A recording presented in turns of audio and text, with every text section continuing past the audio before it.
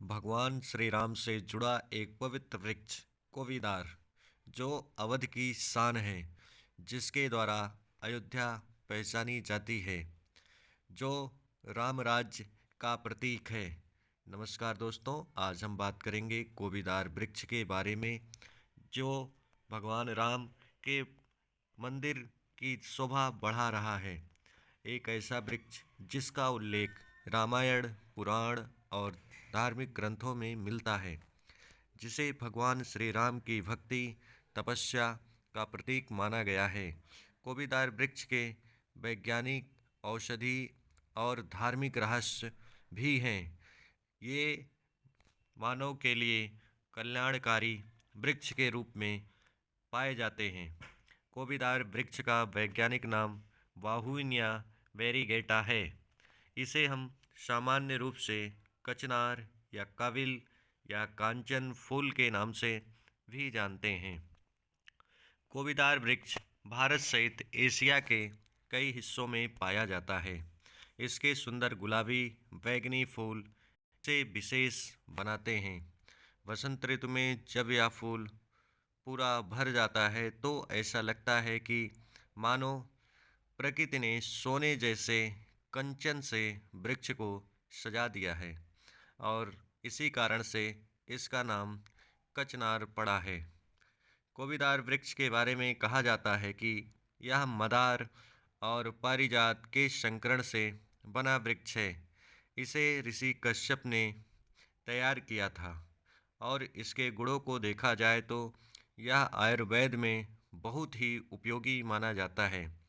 कहा जाता है कि इसके फूल, पत्तियां, छाल कई रोगों में औषधि के रूप में प्रयुक्त होते हैं। कोविदार वृक्ष का धार्मिक महत्व। कोविदार वृक्ष भारतीय धर्मशास्त्रों में अत्यंत शुभ माना जाता है। इसकी पूजा धन प्राप्ति, शांति एवं रोगों के नष्ट करने के लिए की जाती है। कई लोक कथाओं में इसके मंगलकारी वृक्ष के रूप में कहा गया है। वास्तुशास्त्र के अनुसार घर के पास कोविदार का वृक्ष हो तो नकारात्मक ऊर्जा प्रवेश नहीं करती है। देवी देवताओं से संबंध। कोविदार का फूल भगवान विष्णु और भगवान राम को बहुत ही प्रिय माना गया है। इसे लक्ष्मी स्वरूप में भी माना जाता है। कोविदार पुष्प अर्पण करने से भक्ति और सौभाग्य में वृद्धि होती है। श्री राम और कोविदार वृक्ष का संबंध। रामायण में इसके उल्लेख मिलते हैं कि वनवास के कठिन समय में जब श्री राम, लक्ष्मण और सीता जी वन वन विचरण कर रहे थे, तो सीता माता ने कई बार कचनार के फूलों से अपने केशों को सजाया था। ऐसा माना जाता है कि यह वही वृक्ष है जिसके नीचे बैठकर भगवान श्री राम ने वनवास के दौरान साधना और विश्राम किया था। जहाँ जहाँ श्री राम के चरण पड़े, वहाँ वहाँ कचनार के वृक्ष का प्रसार और पवित्रता की मान्यता आज भी जीवित है। भक्तों में यह विश्वास है कि कोविदार वृक्ष की डाल या पत्ता घर में लाने से सुख, शांति और विजय की प्राप्ति होती है। इसलिए राम भक्त इसे अत्यंत पूजनीय वृक्ष मानते हैं। कोविदार वृक्ष के औषधीय महत्व। आयुर्वेद में कोविदार का बहुत ही महत्व है, और इसे दिव्य औषधि के रूप में जाना जाता है।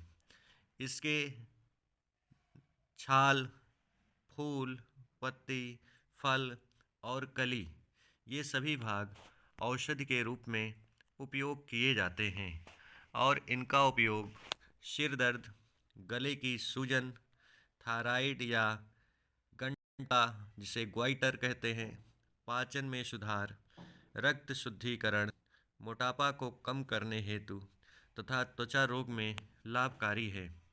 खासकर थायराइड रोग के लिए यह अत्यंत उपयोगी माना गया है। कचनार गुगुल आयुर्वेद की प्रसिद्ध दवा इसी से बनाई जाती है। कोविदार का पर्यावरणीय महत्व।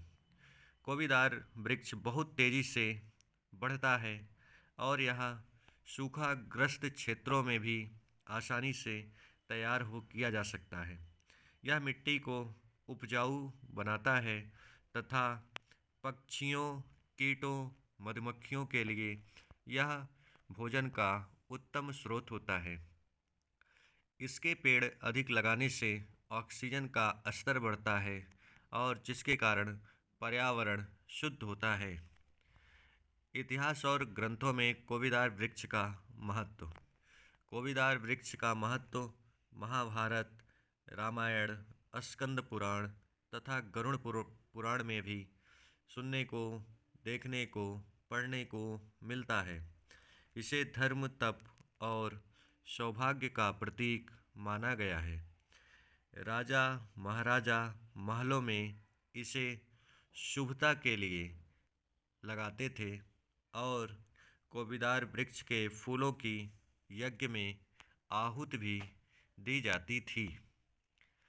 कचनारम शुभम वृक्षम राम प्रियम नामाम्यहम्, अर्थात मैं उस शुभ कोविदार वृक्ष को नमन करता हूँ जो श्री राम को अत्यंत प्रिय है। कोविदार वृक्ष को कैसे लगाएं और इसका पूजन कैसे करें? कोविदार वृक्ष को अपने घर के उत्तर और पूर्व दिशा में लगाना अत्यंत शुभ माना जाता है। हर मंगलवार या राम नवमी को इस पर जल चढ़ाया जाता है। श्री राम या विष्णु मंत्र का जाप करना चाहिए। इस फूल को भगवान को अर्पित करना चाहिए, जिसका परिणाम घर में सुख, समृद्धि और सौभाग्य बढ़ता है। तो इस प्रकार कोविदार वृक्ष केवल वृक्ष ही नहीं, एक पौधा ही नहीं, बल्कि श्री राम से जुड़ा दिव्य वृक्ष है। हम सबको चाहिए कि अपने घर के आसपास कम से कम एक कोविदार वृक्ष अवश्य लगाएं और धर्म व प्रकृति के साथ साथ पर्यावरण की रक्षा करें, क्योंकि इसके अत्यंत महत्वपूर्ण परिणाम हैं। जय श्री राम। धन्यवाद।